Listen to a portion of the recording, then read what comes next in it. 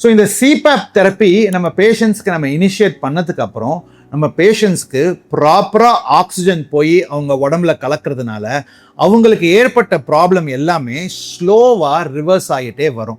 But இதில் ஒரு முக்கியமான ப்ராப்ளம் இருக்குது.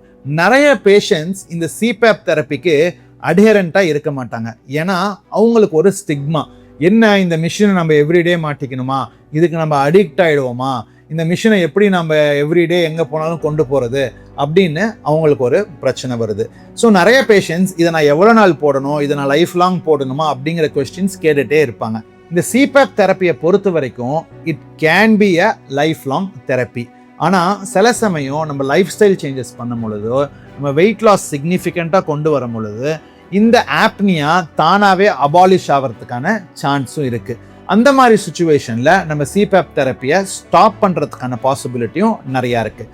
பட் இது அடிக்ஷனாவோ இல்லாட்டி இதை ஒரு அசிங்கமாவோ பேஷண்ட்ஸ் எடுத்துக்கக்கூடாது. உங்கள் உடம்புக்கு, உங்கள் பிரெயினுக்கு, உங்கள் ஹார்ட்டுக்கு ரொம்ப முக்கியமாக தேவைப்படுற ஆக்சிஜனை எந்த ஒரு தடையும் இல்லாமல் கொண்டு போய் உங்கள் உடம்புக்கு சேர்த்துறதுல இந்த சிபேப்போட பெஸ்ட்டாக எந்த ஒரு டிவைஸோ இல்லை எந்த ஒரு ட்ரீட்மெண்ட்டோ கிடையாது. அதனால் உங்களுக்கு ஸ்லீப் ஆப்னியா இருக்குது, உங்கள் ஆக்சிஜன் லெவல்ஸ் நைட் கம்மியாகுதுன்னா நீங்கள் கண்டிப்பாக இந்த சிபேப்பை ஒரு பிளஸ்ஸிங்காக தான் பார்க்கணுமே தவிர ஒரு அடிக்ஷனாவோ இல்லை ஒரு அவர்ஷனாவோ பார்க்கக்கூடாது. ரொம்ப ஸ்மால் சப்செட் ஆஃப் பேஷண்ட்ஸ்க்கு இந்த அப்ஸ்ட்ரக்டிவ் ஸ்லீப் ஆப்னியா அனாட்டமிக்கல் பாசிபிலிட்டிஸ்னால வரலாம். அதாவது ஒரு ரிட்ராக்டட் ஜா, இல்லாட்டி டங் ரொம்ப பெருசாக இருக்கிறது, டான்சில்ஸ் ரொம்ப பெருசாக இருக்கிறது, குழந்தைங்களுக்கு அடினாய்ட்ஸ் ரொம்ப பெருசாக இருக்கிறது, இல்லாட்டி மல்டிபிள் லெவல் ஏதாவது அப்ஸ்ட்ரக்ஷன் உள்ளே இருக்கிறது. இந்த மாதிரி பேஷண்ட்ஸ் ரொம்ப ஸ்மால் சப்செட்டுக்கு நமக்கு சர்ஜரி சில சமயத்தில் ஹெல்ப்ஃபுல்லாக இருக்கிறதுக்கான சான்ஸும் இருக்குது. பட் சர்ஜரினால உங்களுக்கு இந்த கியூர் நடக்குமா நடக்காதா அப்படின்னு பார்க்கறதுக்கு உங்கள் டாக்டர் சில சமயம் ட்ரக் இன்டியூஸ் ஸ்லீப் எண்டோஸ்கோபி அப்படின்னு சொல்லக்கூடிய ஒரு ப்ரொசீஜர் பண்ணி பார்க்கலாம். ஸ்லீப் எம்ஆர்ஐ அப்படின்னு சொல்லக்கூடிய ஸ்பெஷலைஸ்ட் எம்ஆர்ஐ ஸ்கேன்ஸும் பண்ணி பார்ப்பாங்க. இந்த மாதிரி பண்ணி பார்க்கும் பொழுது ஒரு சிங்கிள் லெவல் அப்ஸ்ட்ரக்ஷன் இருக்குது, இதை சர்ஜிக்கலாக இதை க்யூர் பண்ணலாம் அப்படின்னு அவங்க கான்ஃபிடென்ட்டாக இருந்தாங்கன்னா உங்களுக்கு அதையும் அட்வைஸ் பண்ணுறதுக்கான சான்ஸ் நிறையா இருக்குது. ஸோ அப்ஸ்ட்ரக்டிவ் ஸ்லீப் ஆப்னியானா என்ன அப்படிங்கிறத பற்றி இந்த வீடியோவில் உங்களுக்கு ஓரளவுக்கு புரிஞ்சிருக்கும்னு நினைக்கிறேன்.